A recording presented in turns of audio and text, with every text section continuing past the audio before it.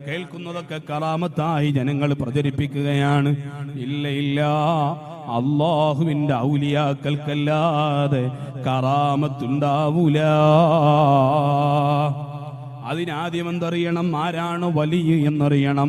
അൽ വലിയു ആരിഫു ബില്ലാഹി തആല വസിഫാതിഹി, ഖാലിഖായ റബ്ബിനെ കുറിച്ച് കൃത്യമായി അറിയുന്ന, അല്ലാഹുവിനെ ഇബാദത്ത് ചെയ്യുന്ന, തിരുസുന്നത്തുകൾ മുറുകെ പിടിച്ച് ജീവിക്കുന്ന ആളുകൾ, അവരാണ് ഔലിയാക്കൾ, അവരാണ് വലിയ. അവരിൽ നിന്നുണ്ടാകുന്ന പ്രത്യേകമായ അത്ഭുതങ്ങൾക്കാണ് കറാമത്ത് എന്ന് പറയുന്നത്.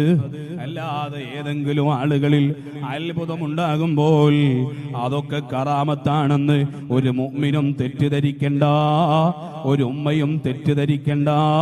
അതിന് പിന്നാലെ പോയിട്ട് ആഖിബത്ത് നഷ്ടപ്പെടുത്തണ്ട.